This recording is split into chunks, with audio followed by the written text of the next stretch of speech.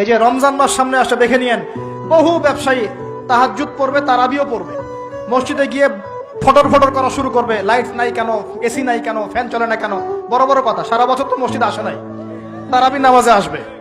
আবার দেখবেন অনেকে সারাদিন তো মসজিদ নাই, জুমার দিনে যায়, জুমার দিনে গিয়ে বলে এই ইমাম সাহেব ওটা করেন নাই কেন, এই মুয়াজ্জিন সাহেব এটা করেন নাই কেন। আছে না এমন লোক? এই শ্রেণী মানুষ আছে দেখবেন, এরাই ফটর ফটর বেশি করে রমজান মাসে। রমজান মাসে দেখবেন নামাজে তারাবিও পড়বে, মাপেও কম দিবে। এরকম লোক আছে না? মাপে যারা কম দেয়, এই পাপের কারণে সমাজের মধ্যে দুর্ভিক্ষ নেমে আসে। আমাদের অর্থনৈতিক অবস্থা এমন জায়গায় দাঁড়িয়ে আছে না, দুর্ভিক্ষ যদি চলে আসে অবাক হওয়ার কিছু নাই। দুর্ভিক্ষ চলে আসলে আপনার অবাক হতে পারেন, আমি অবাক হব না। এমন একটা জায়গায় দাঁড়িয়ে আছে, এমন একটা জায়গায় দাঁড়িয়ে। এবং রমজান, এই রমজান মাসে এমনি তো দ্রব্যের দাম বেড়ে যায়, এবার যার কি হবে আল্লাহ ভালো জানে। আমার মনে হয়, আমার ভয় হয়, একদম নিম্নবিত্ত মানুষ যারা এবার রোজা রেখে ইফতার যখন করবে তখন হাত তুলে